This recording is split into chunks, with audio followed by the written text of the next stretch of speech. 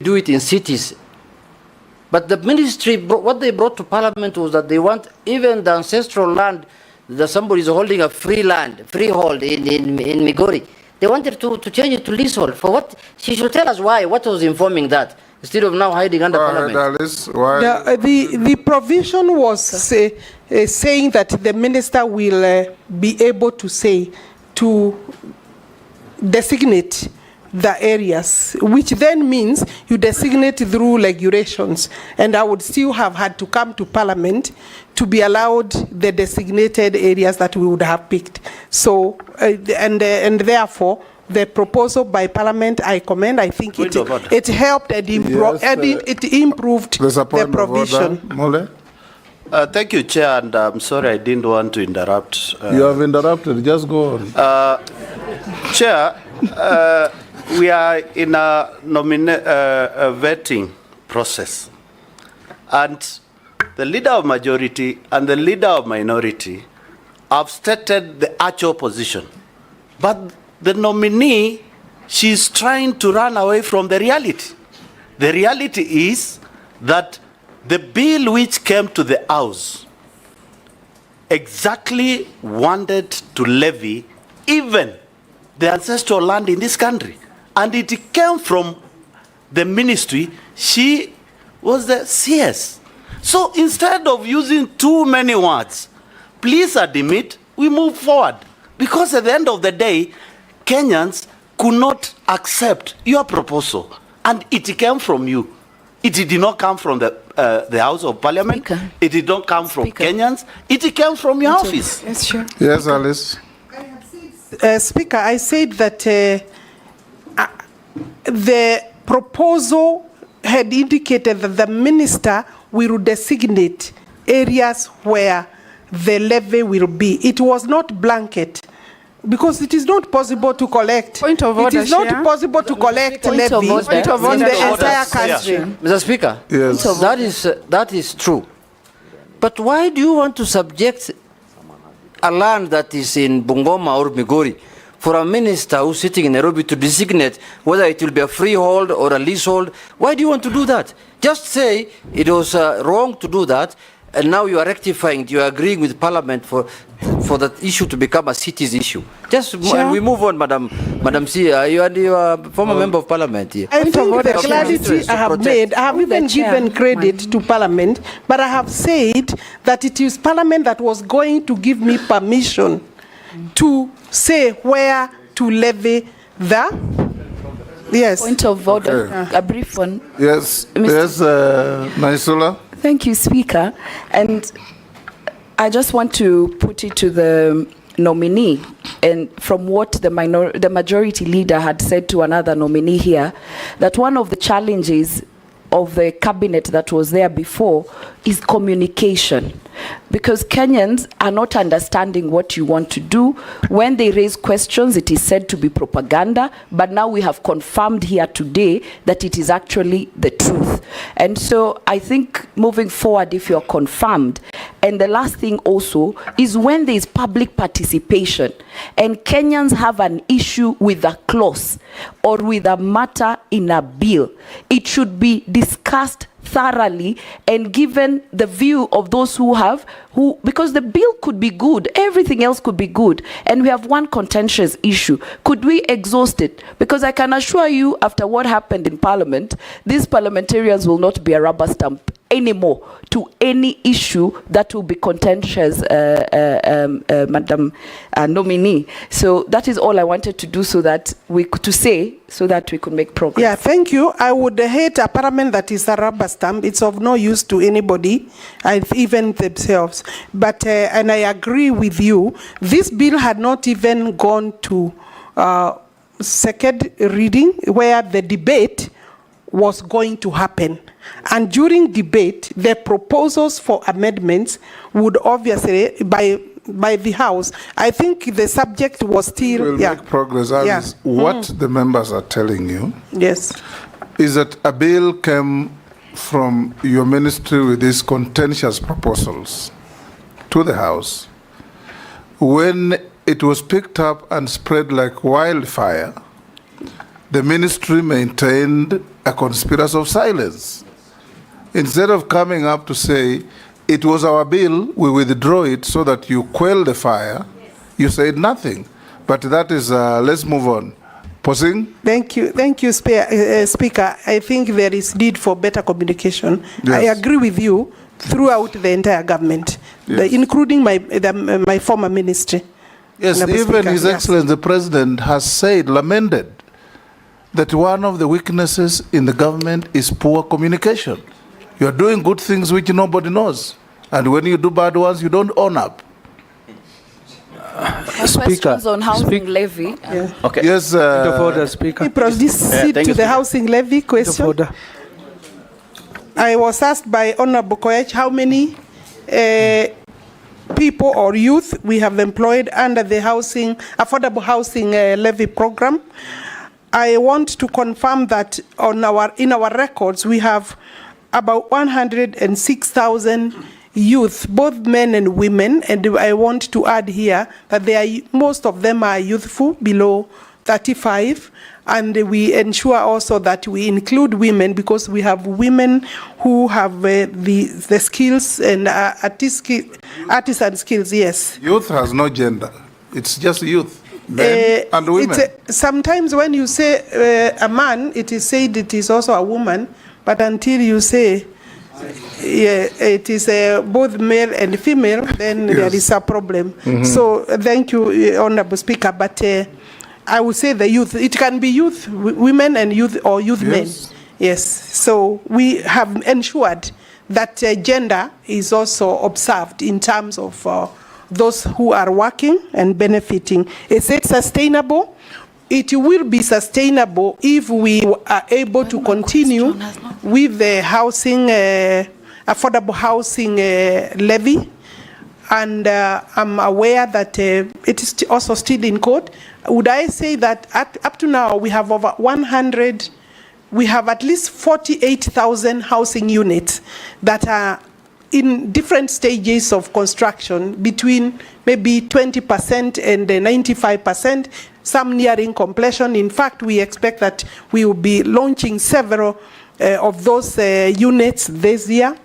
And so it is sustainable because this is one of the best projects and programs that the country can allow to continue. Everything else bad said about it, but there's one in terms of employment and in terms of self-sustaining.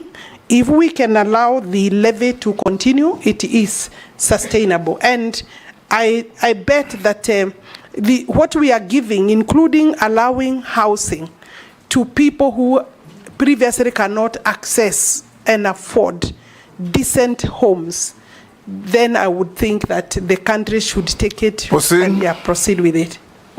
I thank you, Honourable Speaker. And if we were to be direct to the question and answer, we would say we are almost spending 1 hour only for leadership of the House. We have not even had anything ourselves. So, Speaker, what is mine? Mine is this. Nominee, Honourable Alice Wahome.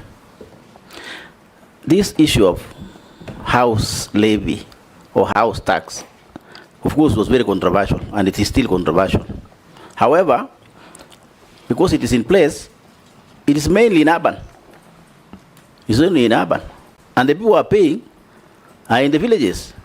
And most of us in Parliament, we represent village constituencies. About 80% of this country is village, or 70% for that matter.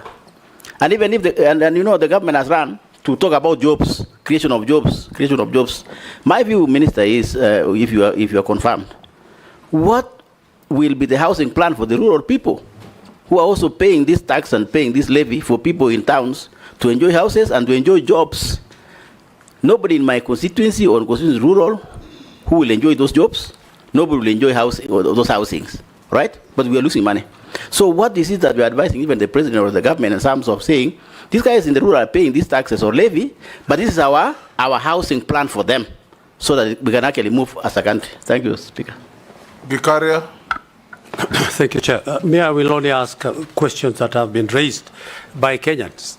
The chairman of the IDP camp in Nakuru called New Canaan is asking, after the settlement of the court cases, referring to Donga Farm and Kisima Farm.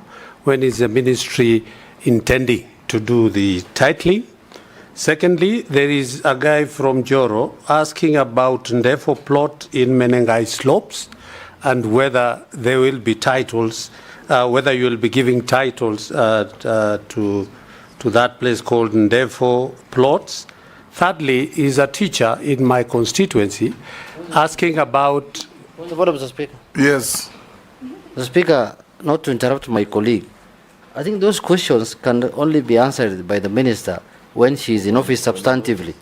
Whether she can give me a title or not. She can't give anything now. Honorable Chair. I was about to tell she's jobless. Honorable Gikaria, you are assessing the suitability or otherwise of Alice Wahome being reappointed Minister for Lands. Now you're asking her to issue titles. Sorry, let me rephrase. Under what authority? Let me rephrase.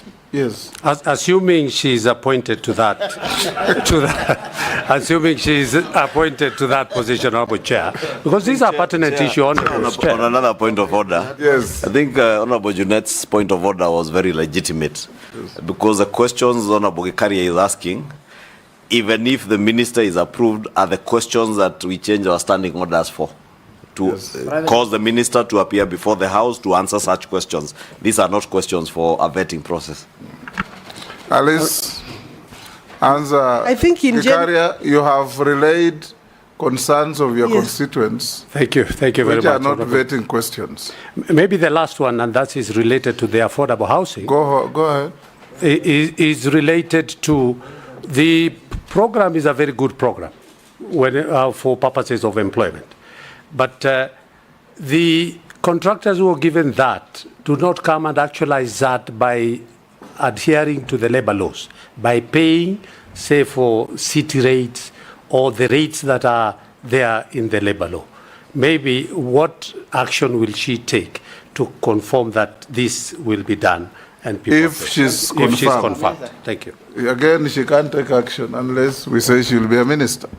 Now, but you can answer those. I think largely in terms of titering, I want to say that we are not on course because we need better funding for titering. The total number of, in terms of percentage, the country has about 30% of our land titled. Meaning, Alice, who has asked you that? Because the questions they asked, on the titles. Hold in.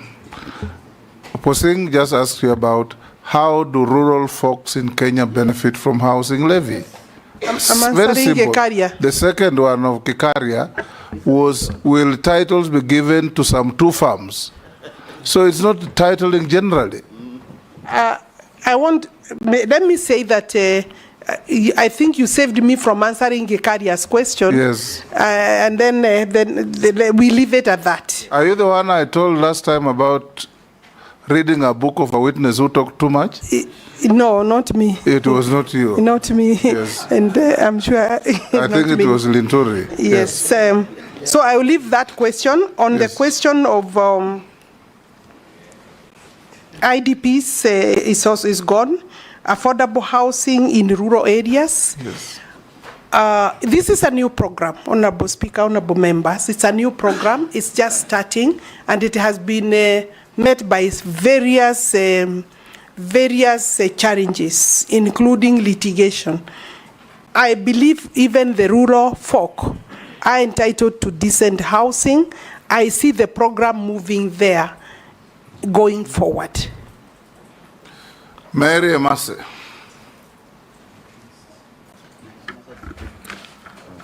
Thank you, Chairman. I had 2 questions, but one of them has been, I think, prosecuted well. It was on the proposed levy on land.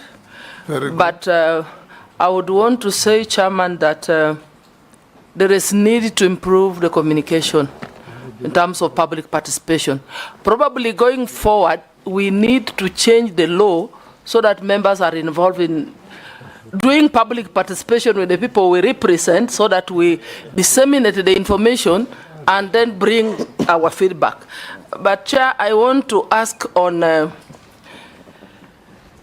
collapsed buildings. there are reported incidences of collapsed buildings across the country, which have resulted in injuries and loss of lives and property. Oversight of the construction industry falls under the ambit of the State Department of Public Works.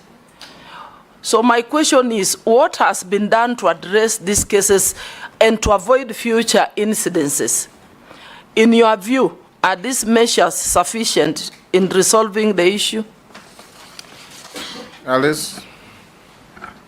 It is true the regulatory authority, that is NCA, has the mandate in terms of ensuring that only people who are qualified are contractors. But the problem is not just about contractors. I think the problem is deeper. We have people taking shortcuts, and some people also, we need to work collaboration with the county governments, because some of the buildings coming up do not even have plans, so that even the issue of the National Construction Authority or enforcement should start at a further place at the county level. And I think that we need to do our work better. We need to strengthen the Public Works Department, Honorable Speaker, and ensure that in terms of national work, both the national work and the private work, because most of the buildings that collapse are public. But also Kenyans need to work better and ensure that they do their, buildings using professionals. There is a lot of shortcut in that regard. So that the Kenyans should be also their own watchmen. I mean, the government cannot be everywhere. I think government is doing its best, but Kenyans must also start building with integrity, meaning applying the law and the regulations. Daud? Thank you, Mr. Speaker. I just want to comment on one thing before I ask you a question. From your CV, you have said you're a member of parliament from 2022 to 2027. So does it mean you were not a minister?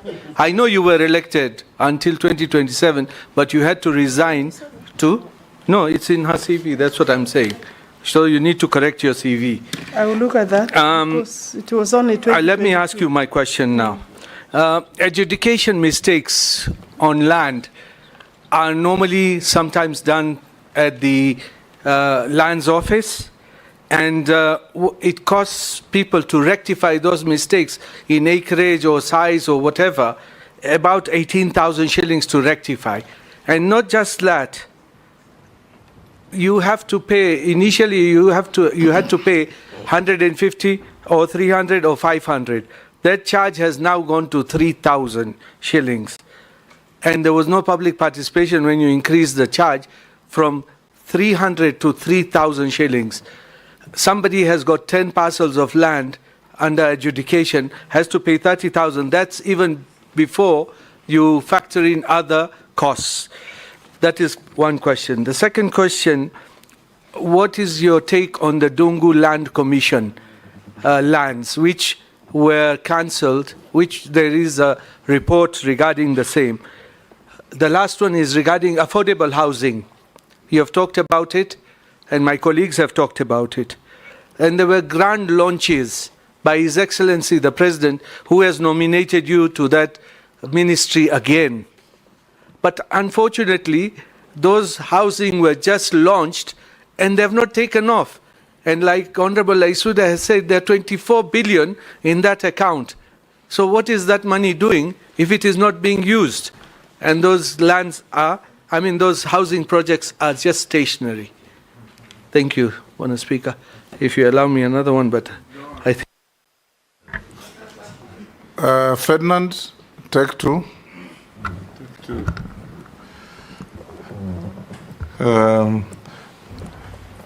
If actually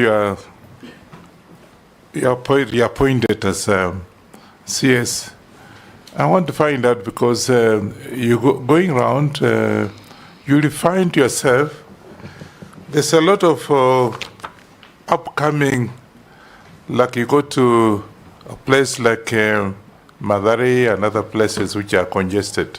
There's no plan at all. so that you find people living in a very affordable way.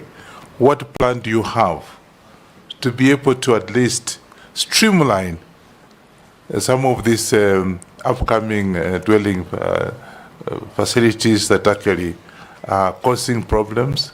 You'll find that even getting electricity in a place like that is not there. And somebody staying in a place in Madare, and water is actually passing through her house. So what plan would you have for that kind of thing? Secondly, I come from Trans Nzoia. This affordable housing scheme, have you actually ignored Trans Nzoia? Or what is happening when it's supposed to be countrywide projects that's supposed to help people in areas that Trans Nzoia, where people who actually also need those affordable housing? Alice? I have not picked, let me start with the Trans Nzoia. I haven't picked this specifically, but if we have no affordable housing program coming, I think I want to assure you that the first entry to the affordable housing program is the 290 constituencies. Every constituency is supposed to be a beneficiary when we roll out fully of a minimum of 210 housing units. So yes, we will be there. And of course, there with the available land, I won't say when, because it's a program that as soon as possible, maybe we don't even have land in your place, so you needed to work with the ministry to get land for that. And I'm not saying there isn't, because I don't have my document with me. I believe in Trans Nzoia County, we already have some affordable housing programs coming up. Who are you? Yeah. We do have. It's okay. We will be there, and I'm sure that it is every other wish of member to work with the ministry to ensure that they are there faster than maybe the event plan. Yeah. Then the slum upgrading. We have a very good slum upgrading program. It's the one working in, for example, in Kibera. We are in Mukuru. We will be going to Mathare, and therefore, what I can say is that the government needs support for the affordable housing program. The houses for the slum upgrading is even cheaper. Those houses are even cheaper than the social housing, and we have a lot of goodwill in terms of funding. Just hold there. We are now classified as a middle-income country, right? Generally. Kenya. Not generally, we are classified. Yes. We are not a HIPIC, highly indebted poor country, we are not. Now, when you talk of slum upgrading, is your policy to eliminate slums or to upgrade slums? How do you upgrade a slum? That could be the terminology that we are using, but basically, we are providing the necessary infrastructure, water, ensuring that the necessary facilities, including electricity, connectivity, and is available, and roads.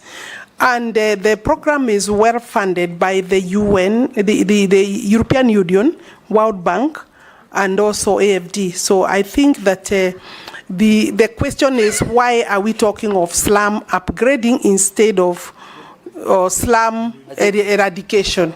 Maybe that is something we can think about and change the name. No, I think if I have understood her well, Speaker, she's saying they want to make slums habitable. That people can still live in slums, but they become a better place where they say... That cannot be the direction of our country. It is not. It is not. It is basically, once we work, we eliminate the slum. So possibly we need to change the wording of that program, the title. I think, thank you, Mr. Speaker. Let's begin by saying maybe that concept of slum upgrading is not our concept. Yes. The financiers, you've talked about them. Yes. Those are the people who brought that terminology, because you build for me nice things up country and a slum upgrading, and it's a misnomer. 2 questions. The first one is on housing levy. We are interested in this because we are told we have actually collected lots of money through those levies. And there was a report in the papers that the PS had actually invested the money on treasury bonds. That sounded a little bit odd, but you may need to confirm whether indeed we do have that surplus, and that is the route we are taking, while at the same time, His Excellency the President has taken another route of saying, instead of just affordable housing for people to buy, we will now put up hostels in institutions, which I think is a very good program that would go side by side with the affordable housing. On land, again, if you are confirmed, we have experienced the president going around the country and interacting with the people. They come up to him to say, we do not have title deeds and we need those title deeds. And he makes generous promises that in 2-3 months, I'll be back here to give you the titles that you need. As the person responsible for policy, are there policies in place where you can actually carry out those premises without having to embarrass the head of state, so that those down there do not say he gave false promises, etc., etc. You're able to carry out to the letter when the promise is made, it's actually executed. Answer that. Alice, Dawood is protesting that you didn't answer his question. Yes. And then Dung report. Go ahead. I asked 3 questions. I asked about the adjudication, about the Dungu report and the affordable housing, where nothing is going on, and you've got 24 billion in the account, putting in treasury bills or bonds. Yes, Minister. I could start by looking at the Dongo report is a very good document report, and I know that several of the properties that are within and picked by the Dongo report will clearly indicate the kind of cartel that I was talking about. I know I was asked to define what is a cartel. I think, in short, a cartel is a thief. It's a thief for land.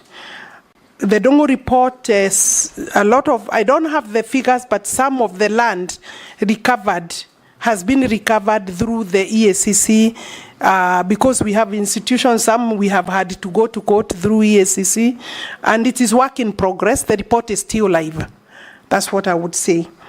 Affordable housing, everybody wants affordable housing, but there is also recognition that there has been a lot of disruption on this particular program, both by cases and therefore implementation, and that's why we had some money not able to implement immediately, because when you have also cases going on, you need first to understand where you are. And it is not that there is surplus. We have also already procured for all that money you are talking about. What happened, Honorable Speaker, is that the last financial year, 2023-2024, we had a balance that was not utilized because payments had not been done to the tune of about 38 billion shillings. And it would be reckless to hold money into a general account without investing it, even if it's short term. So there is, it's not that it's being invested because there is no work. We have 106,000 housing units. Right now we are releasing the newly procured ones, over 55,000, and therefore I want to confirm that that money is already taken up, plus of course unexpected maybe annual income through the levy of about 63 billion shillings if the Kenya revenue does its work properly, and I think that is the amount we expect, so per year. about 63 to 65 billion shillings. So the 38 is part of the budget that we presented and will all be spent in this year. So Dawu, I want to encourage you. I believe that I'm here to seek support also for my suitability, and when that happens, if that happens, I think on my part I should say if that happens, then we should be looking at. Meru is a beneficiary of some of our affordable housing. We've come there with the president, so maybe we have not reached your constituency. No, Speaker, they have launched with His Excellency, put the stone. Your question but is that we have not not moved started. even one way, and they've got the money in the account while she was the minister. That's why I'm not saying if she's confirmed. While she was the minister, it has not moved. Sometimes, Honourable Speaker, I appreciate the concern of the Honourable Member. Sometimes lack of takeoff is because of various things. Maybe documentation, perfection is not complete, logistical issues.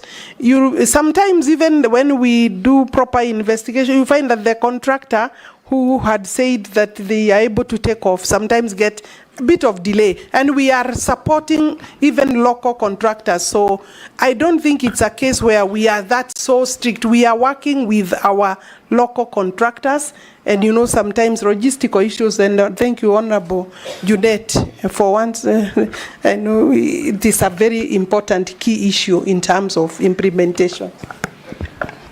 Yes, Owen. Thank you, Honorable Chair. I want to ask one question, one very important question.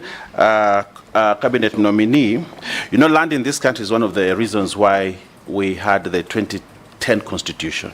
It's one of the key aspects, and it actually gave birth to Article 67, which formed the National Lands Commission, where people from regions that for a long time had issues on land, especially historical land injustices, that gave birth to Ndungu Report, Njonjo Report, and many other reports, pushed and voted. My people woke up very early in the morning to go and vote for the new constitution, not because of any other thing, but because of land, especially the coast. Today in Parliament, over 80% of the petitions we receive are actually on issues related to land and security.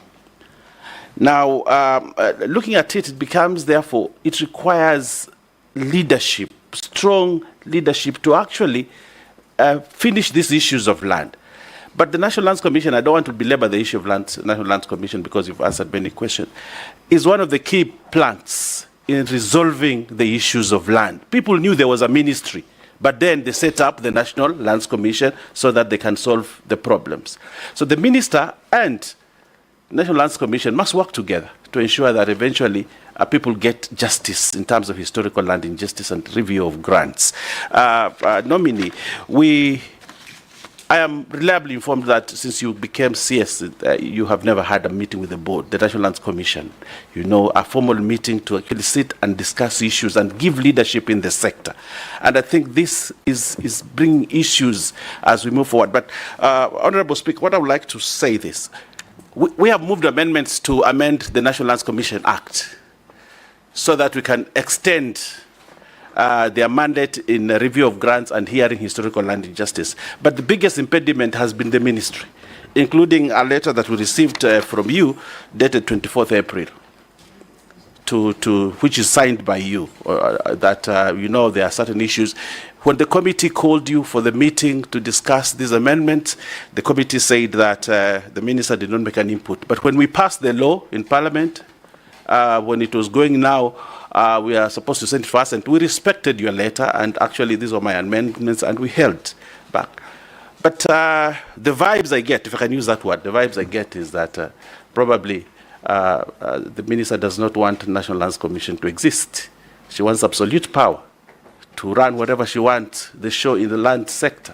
And they are making a speech. Can I ask a question? So my question is, do you still believe that we should not review the law, especially section 14 and 15 of the National Lands Commission, to give them power to review grants and to hear historical injustice? Do you still believe we should not review that and deny the National Lands Commission the power? or you have changed your mind about it? In those many words, he's asking, are you hostile to the National Land Commission? And have you ever met them since you became minister? Maybe I will repeat first that I don't know where your information is coming from, Honorable Member, but I said that I enjoy cordial relationship with Otachi Garrison, the chairman, and his commission. That is one. We have not had any conflict, either by exchange of letter or by verbal exchange. So the source you have could be a very biased or an incorrect source. I am working with them. Remember, they are also an independent commission, and their mandate, they must also not encroach on the mandate of the executive, because their mandate is very clear in the Constitution, and I have no personal interest or ministerial interest or executive interest to encroach on their mandate. But they must also remember there is also the clear mandate they have and we have. I have met them, Honorable Chair, in various meetings, formal meetings.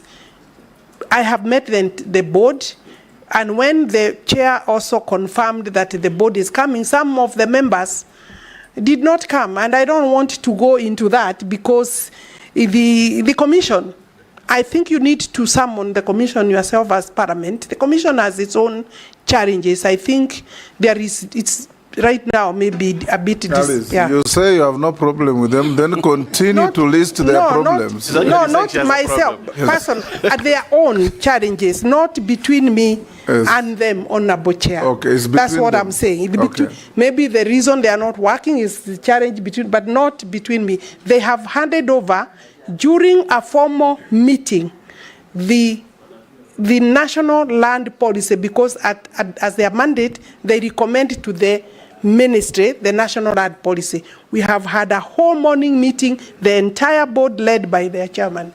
So, and the chairman also paid a courtesy call. We have had other mini meetings for various things with the chair and any other commission that has an issue to deal with at the ministry level. So, I'm okay. Your Speaker. What is your take on microphone? Amendment of Section 14 I think my and 15. take would be the take of everybody else. I mean, I work for the country. If those provisions, that particular maybe amendment you are talking about, if it is subjected to public participation and debate and other stakeholders and it goes through, then I wouldn't be the one who would hold it. But I don't want to sit here and say that it's okay, because it may not be okay for many other stakeholders. Thank you, Mr. Speaker. Honorable Alice Wahome, this Ministry of Lands has been cited as corrupt from time immemorial. And the issue of, even when you watch news, many times you find people have been, kicked out of their houses because of the issue of fake titles, which you've addressed very well, I must say. Because you've said you have a way of dealing with the fraudsters. Even if they have to go to court, let them go to court. But my question is, what action do you propose to take if you are approved on the staff of the ministry that are clearly, in many instances, involved in the same fraud? Because you've given us a direction on what you do with the fraudsters outside, but what about the staff? Because those ones are your staff. And secondly, when Kenya Kwanza came into office, there was the promise that the issue of evictions and demolitions of people's homes would be a thing of the past. You saw over 10,000 people kicked out of their homes in Mavoko, and that still continues to happen. In fact, recently, I think some people are kicked out of some estates within the city of Nairobi, and compensation given was definitely not enough, and part of it never even got to the registered owners. How do you, has the policy changed? And if so, how do you, what do you want to tell those Kenyans that have such issues and are concerned? Let's take, we're going this way? No, we're coming that way. Amisi? Speaker, for starting where I am.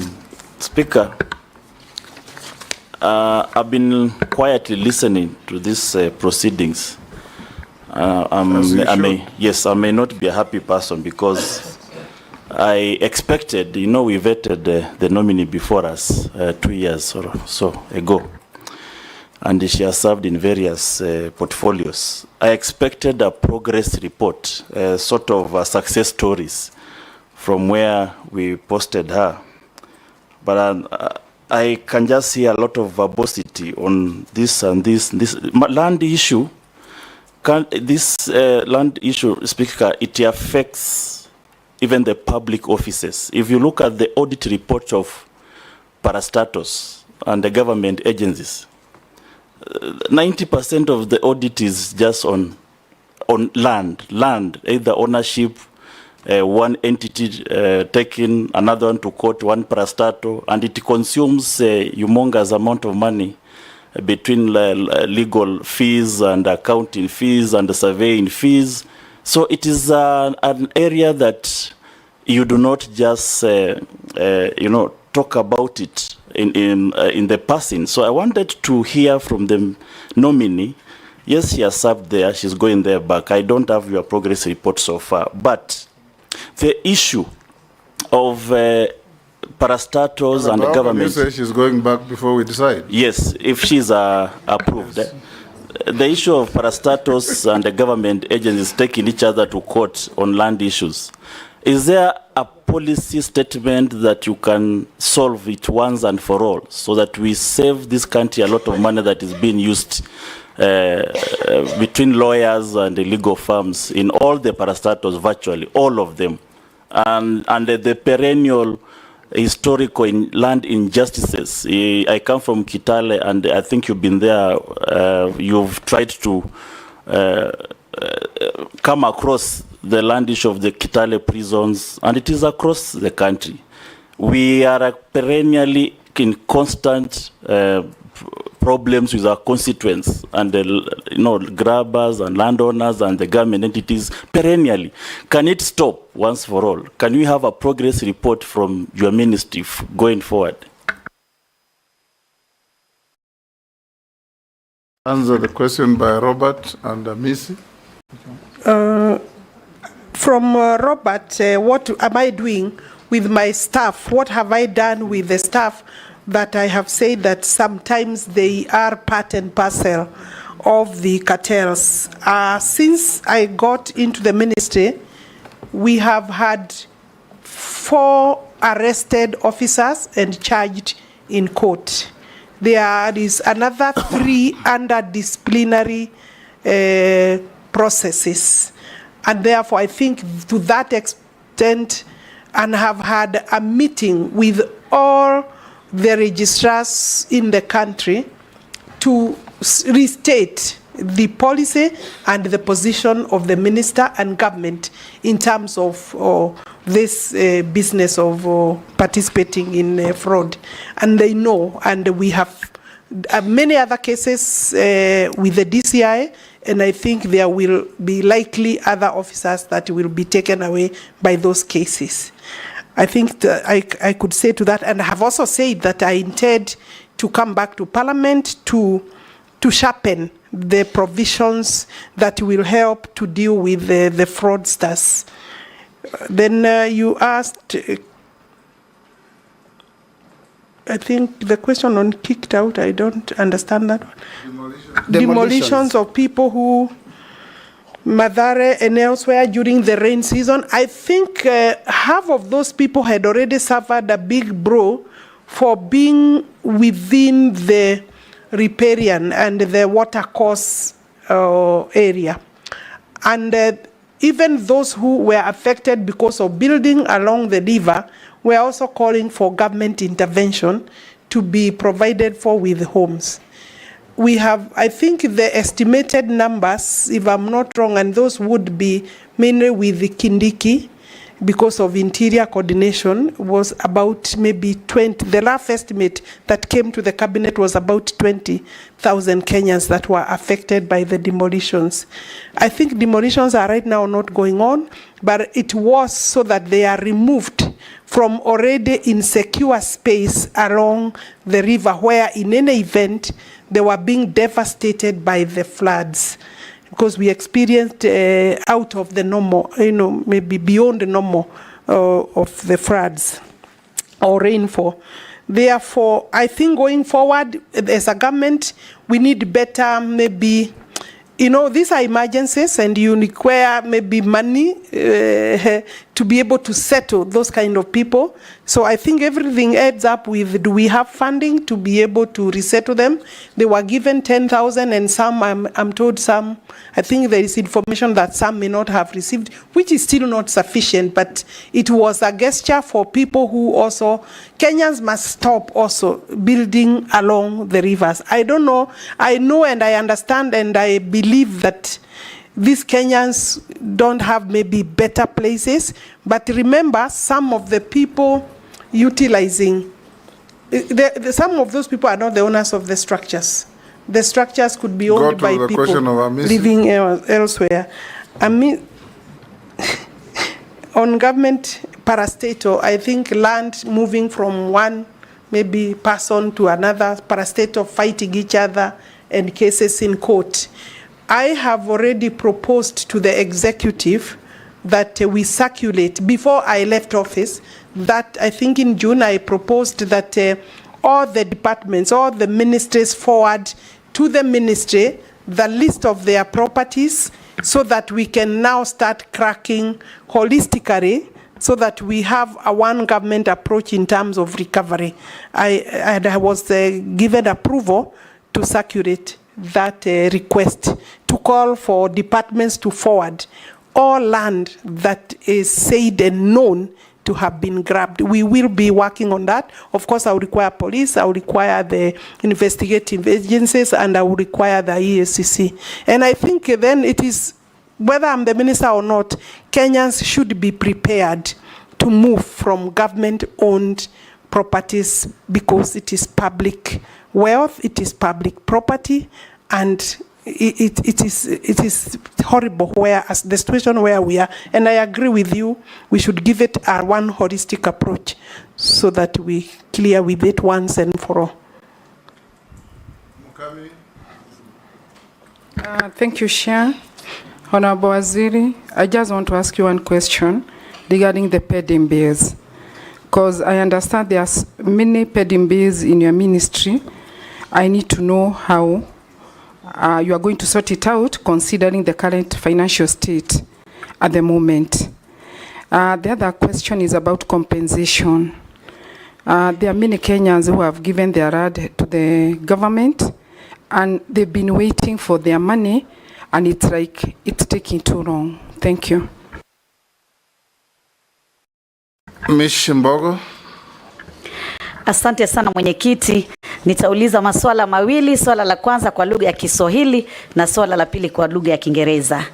Swala langu la kwanza, Mheshimiwa Wahome ambaye umekuwa waziri katika hii wizara kwa muda mfupi, ningependa kujua mikakati ambayo utaweka katika wizara yako na kupitia serikali kuu ya Kenya Kwanza ya kuhakikisha ya kwamba Wakenya wengi ambao wamejenga kwa miaka nenda miaka rudi katika zile ardhi ambazo zilikuwa zinaitwa GL ama government land, na zile ardhi ambazo kuna absentee landlord, yani wale wamiliki hawajulikani na hawako, na pia wale ambao wamejenga katika ardhi za wale wamiliki ambao walipatiwa ile tunaita grants ama zabuni, rubuni, na watu kama hao hawajafika katika sehemu hizo na wala hawajulikani, kwa sababu kihistoria wakati wa nyuma kulikuwa na siasa zile ambazo mtawala akiingia anaweza kupatia marafiki grant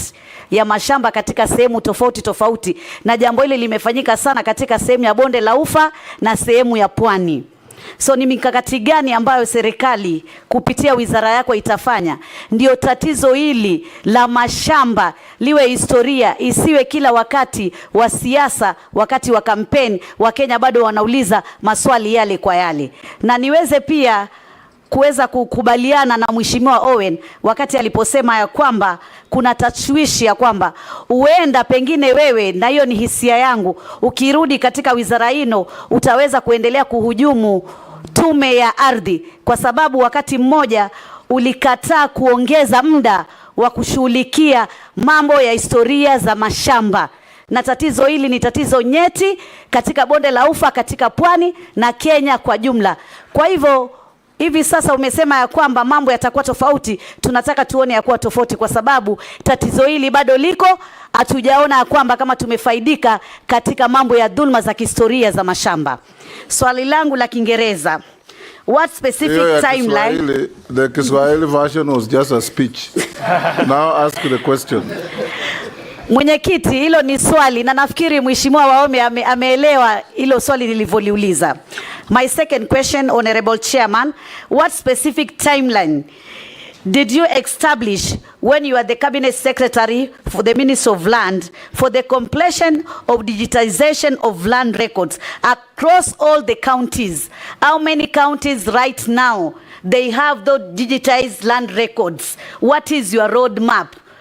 Many times we have been putting some allocation in terms of this program of digitization of land records. So what are you telling? What is the status right now? We want to hear, because we know this is the only way where we can avoid some cartels, we can avoid some corruption and so many other anomalies. Thank you, Honorable Chairman. Thank you.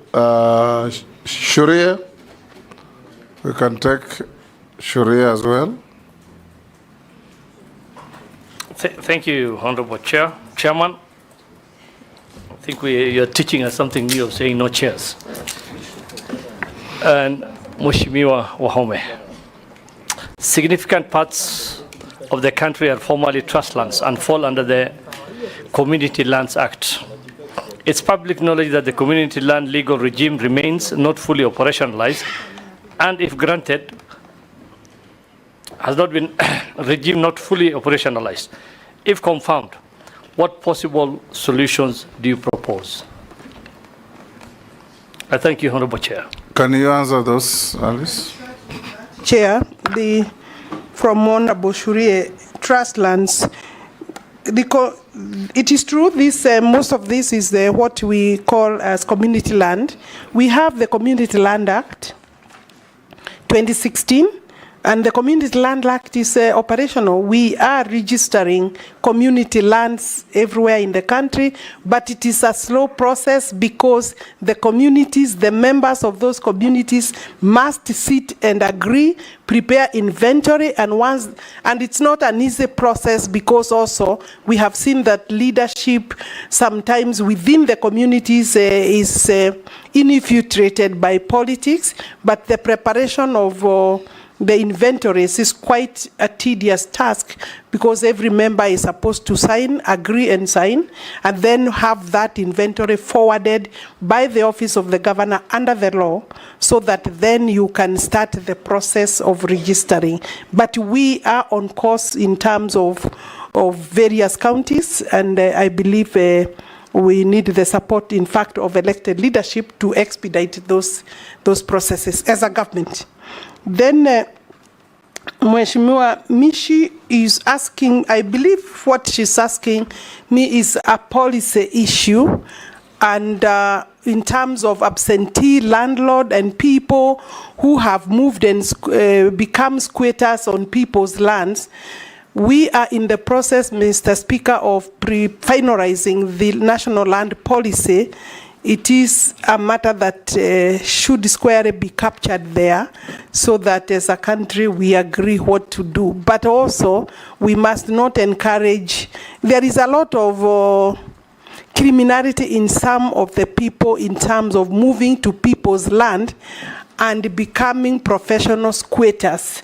Those must be discouraged, but there are also genuine squatters that the country and the government need to work with and work on that require sometimes the government to raise budget to purchase those parcels where the squatters are, and then do a land settlement in terms of the squatters. So the program in terms of land settlement is ongoing, is a program of the government. We need more funding for that. The government needs more funding to deal with that, Honorable Mishi.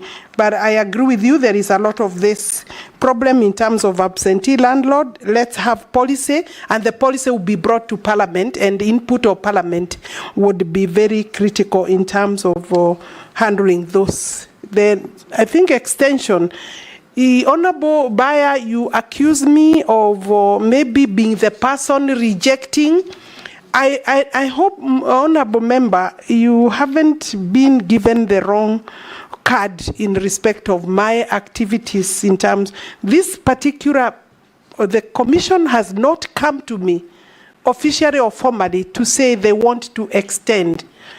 And in any case, the term of the Commission in terms of historical land injustices was limited by the statute, not by the minister. Opening that would require an amendment, but also we must, and I, as a minister who has served, we must caution the country that we cannot have historical injustices for land perpetually. We need to be very careful, and also if we open, we must limit that to a certain period, because we are talking about historical, not current.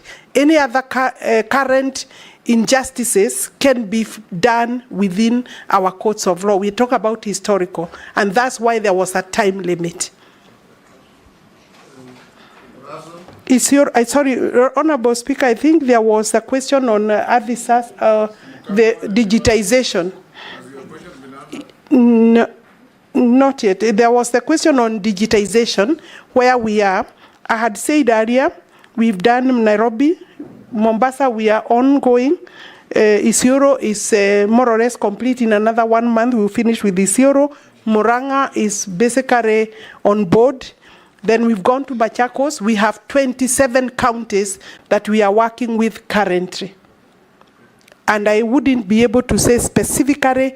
I had estimated that to do the entire work, we may require another 5 years if funding is properly availed, and I have had talked about between 35 billion to 40 billion Kenya shillings to do the entire exercise.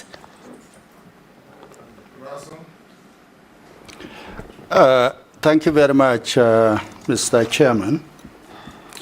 Honorable Alice, land is a factor of production, and where I come from, land actually is a major source of conflict. And the many questions honorable colleagues have raised, it is indicative of that, whether you are in urban or rural areas. The first question which I want to pose to you is this thing called Ardhi Sasa. The major problem, and that is why Kenyans are angry, is because a simple transfer of land or property from one individual to other take maybe 1 year or 2 years. If really we have a platform, if really it is digitized, why would it take inordinately such a long time if what you are explaining to the committee is seamless? Secondly, I think the issue of corruption in land, it is not just simply said. I think it's profound. Examples are everywhere. In the county of Marsabit, we largely live on community land or trust land. But what is surprising, there are individuals who hold titles in areas that have not been adjudicated. And when they go to the ground, they are told, show us the extent of this land, and they cannot. So what is simply happening is those individuals who are involved in titling are the ones who actually are illegally issuing illegal title deeds. Going forward, if the House is going to approve your nomination, what is it that you are going to do differently? Because, Honorable Speaker, I have to make this point.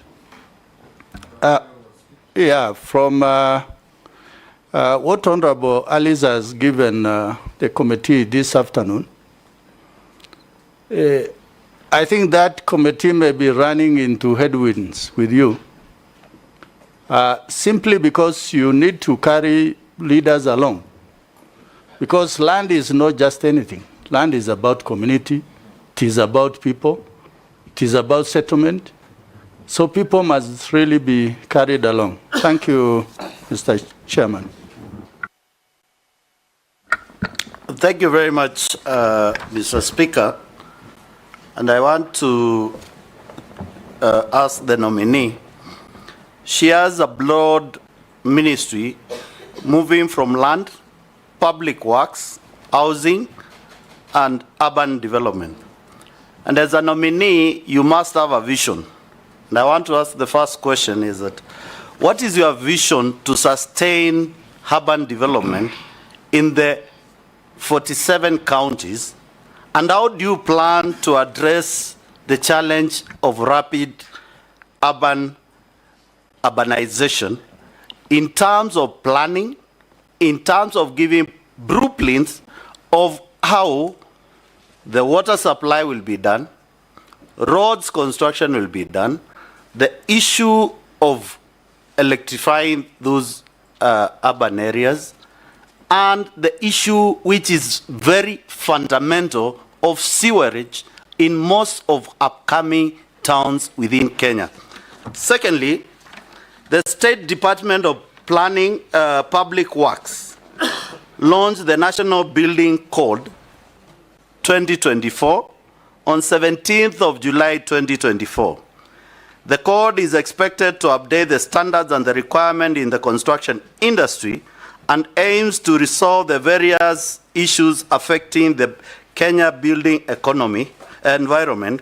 If approved, how would you support the execution of this code? Various associations, including the Association of Construction Managers of Kenya and Interior Designers Association of Kenya, have raised concern concern on being unrecognized by the code. What is your opinion and what is the remedy of this? In prayer on my first question, when you get to that ministry, are you able to give... When or if? If you get to that ministry, are you and do you have the capacity to give a vision of how do we want our towns and our urban areas be planned so that we can have proper coordinated construction, which includes the housing program you are also in charge. The last one, the assistant chiefs. Mule, one question at a time. Okay, can I finish with this? Can I finish with this? You've hit two already. This is the last one. As the Minister for Housing, and you are in charge of this ministry, and to implement the housing program, what do you visualize on how the common man at the village, the assistant chief, the chief who is paying the housing levy to benefit from the housing program in this country? That question has been asked 4 times. Yes. Yeah. Yes, but I think it is important to Mule. Maybe I can start with it and say that I had said that I see this program of affordable housing is a new one. Stages and is spreading. And I see it going forward. I see it going to the rural areas as well. But for now, we are within urban centers for obvious reasons, infrastructure, facilities. The next question. Yeah. Mukami had asked me about pending bills, Honorable Speaker. The pending bills, we have about 18 billion legacy or pending bills, some of them from cases that are filed against the ministry. And these are being considered as part of the national pending bills from other ministries where a decision must be made so that we agree as a country how we deal with all the pending bills, including verification processes. That is a process being undertaken with the leadership of the National Treasury and the Executive. So we will have decisions made together.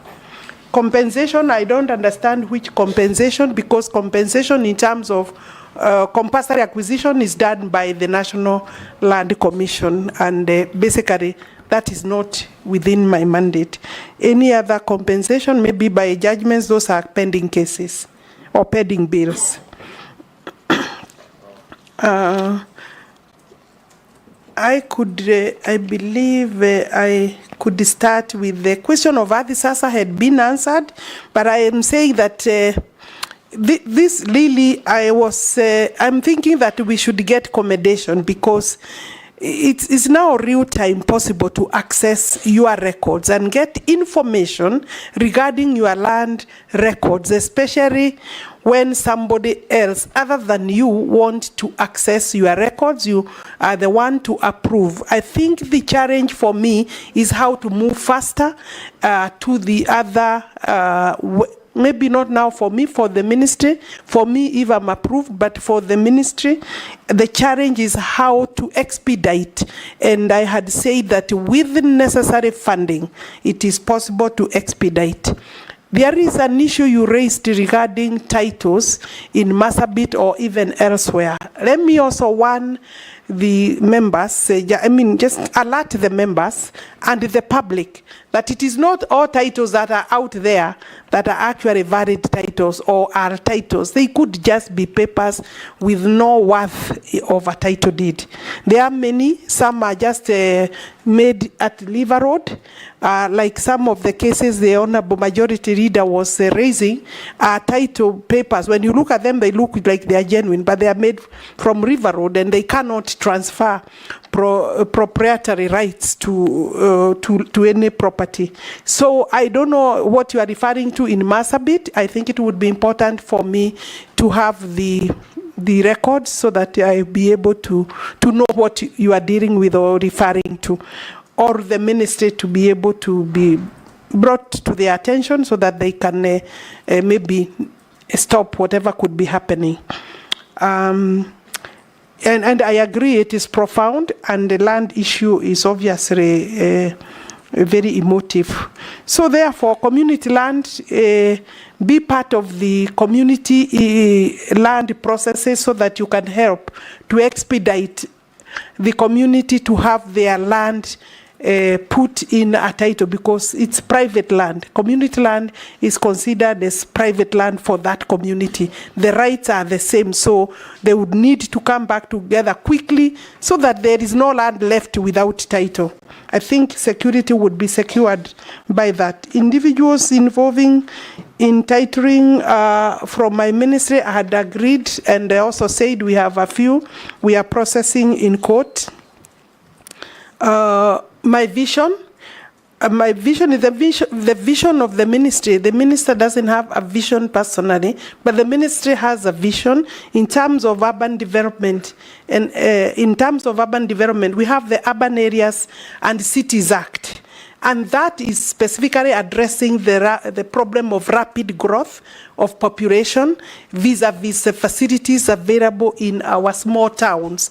And that's why the KUSIP, that is Kenya Informal Settlement Program, and Kenya Support Program for the urban areas has been developed, which of course is basically focusing on the facilities we have in all the towns, small and big, so that the planning becomes a condition, proper planning, PDP preparations, and all those physical planning for the land use and for the development use are part of the conditions for accessing the funding under those programs.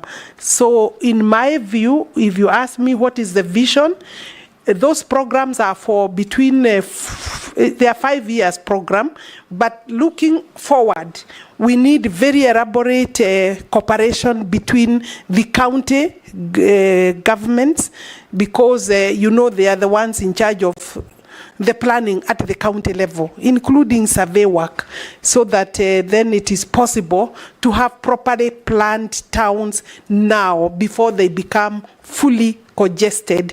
My ministry, with the leadership of the Directorate of Physical Planning, former ministry, I beg your pardon, Mr. Speaker, has sufficient capacity to be able, and of course we can always increase capacity as a government, to be able to guide the county governments, and they always draw back for purposes of planning, and they seek support from us.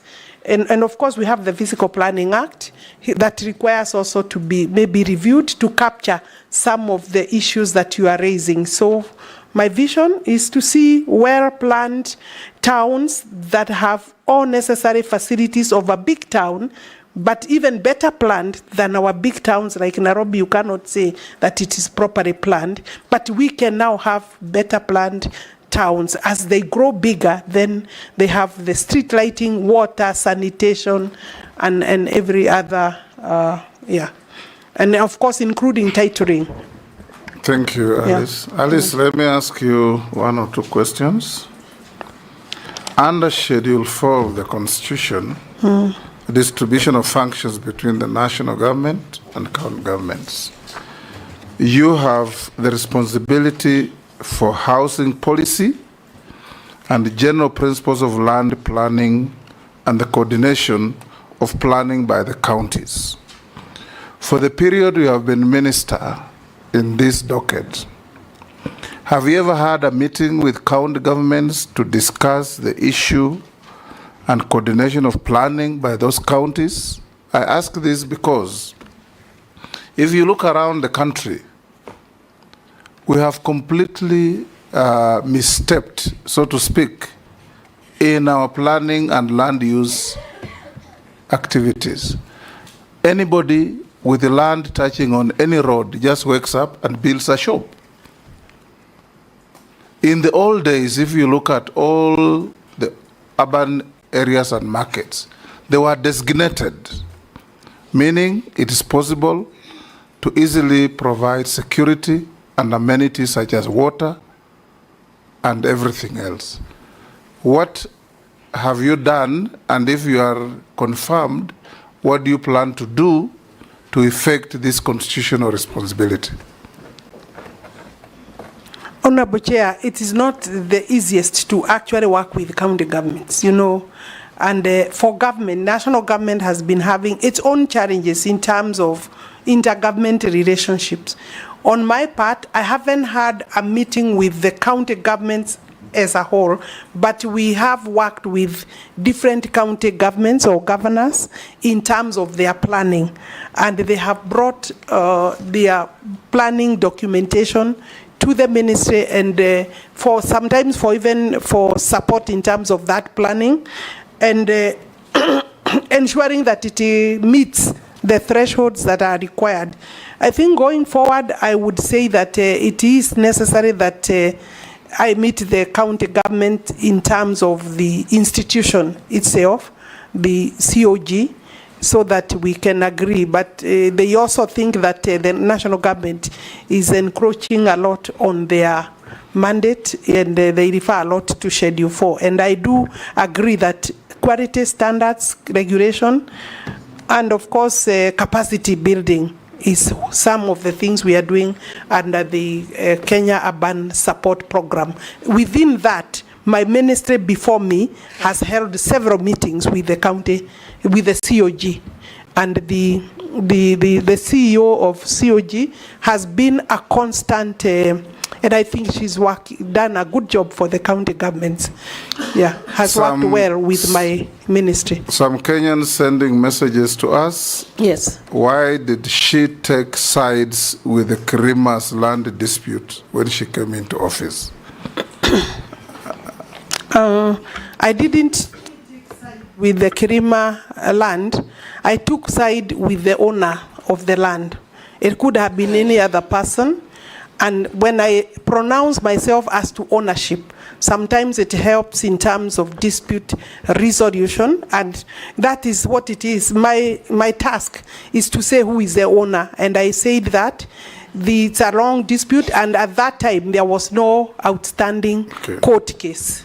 Another Kenyan says the nominee has declined to answer a question from Dawood on how fees was increased from 300 to 3,000 without public participation. Another one says implementation, this is actually a member of parliament called Andon Olwoj, that you've ignored the implementation of decisions of the House of Parliament on matters that have been brought to your attention following decisions in the House. Another person called MacDonald Walubengo says, why has the ministry not processed titles to public institutions and schools? Because my grandfather donated land to a school, and to date we are unable to get our own title and give the school the title on the land we donated. That's a very good Kenyan. Other Kenyans would go to grab the land back. Another one says, who are these cartels with government documents that the minister is talking about? Another one says, rich people are buying land from less fortunate people, transferring the land and refusing to pay. What is the minister doing about that?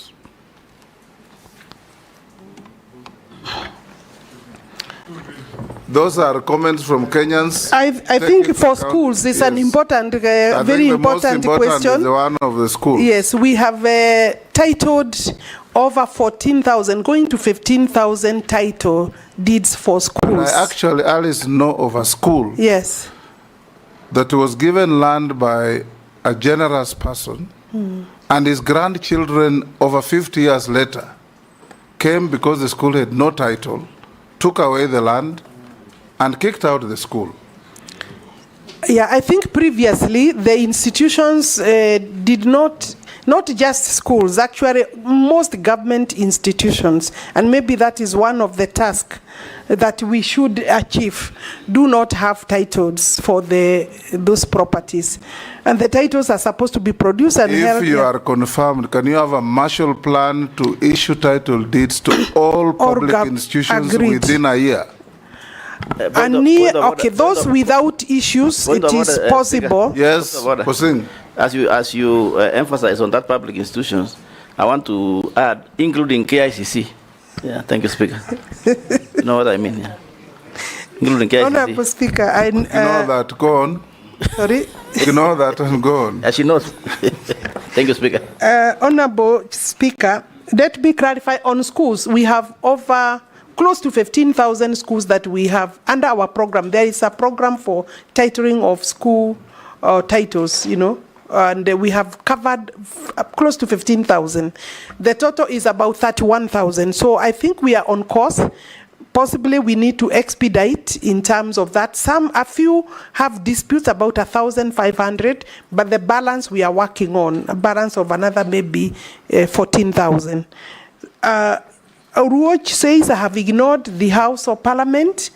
I am not aware of any area that I have ignored. Maybe it has not been brought to my attention. And should I be approved, I would want to engage him personally or get him to. Yeah, I know him. I don't know what he's referring to.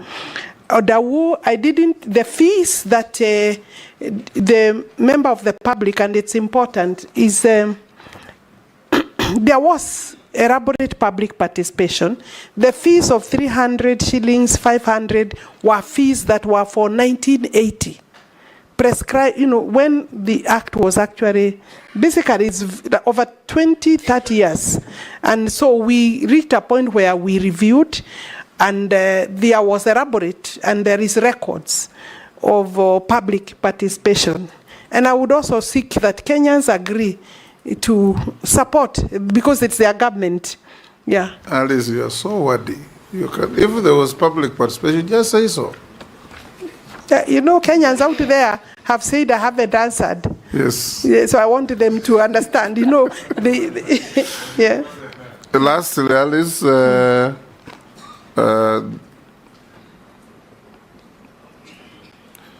Do you hold any position in a political party? Not at all. Yeah. Not at all. Have you ever been adversely mentioned in any integrity-related report or investigations by any agency? Not at all. Not at all. Do you hold citizenship of any other country apart from Kenya? No, only Kenya. And I have no interest. What is your net worth? I think that one I need to be my net worth is What did you tell us? about, where is that document? It's about 300, net worth is about 300. You don't know your wealth of head? No, not of, it's mine and my husband. So maybe what? It's 300 and what?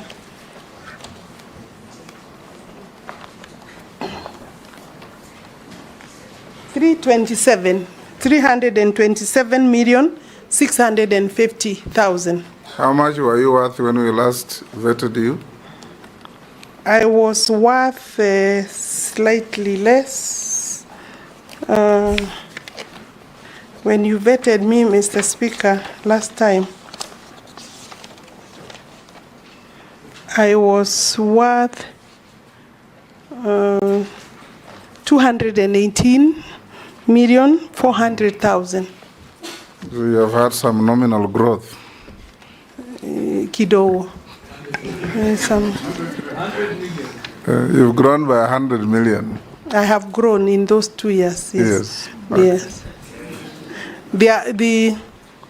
I was just a few adjustments. It is the properties that have increased in terms of appreciation in value.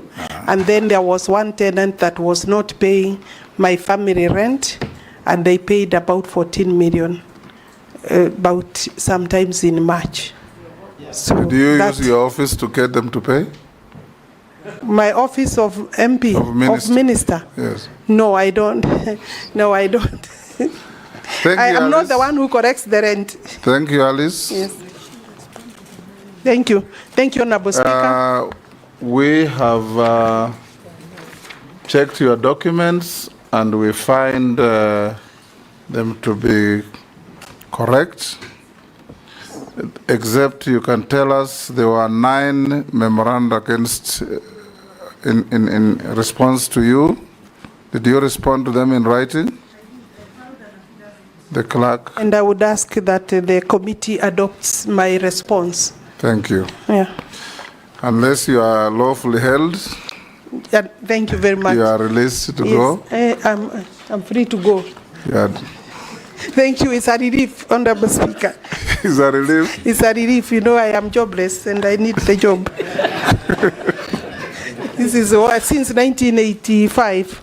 This is one unique time when I am jobless. So, and I do appreciate the opportunity to be before the committee. Thank you very much. Thank you, Alice. Thank you.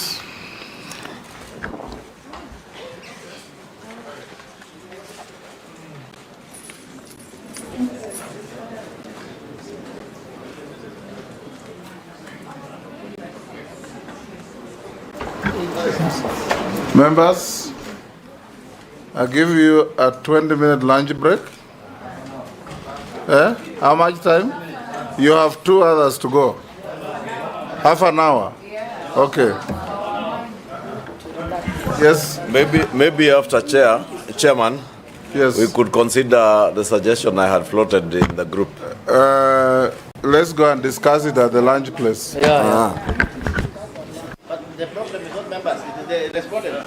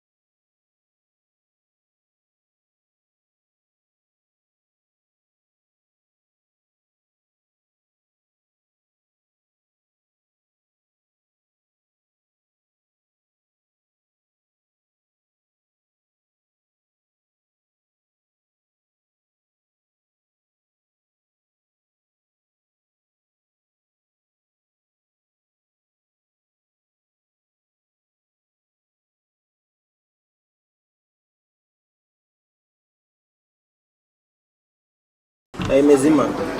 Shika.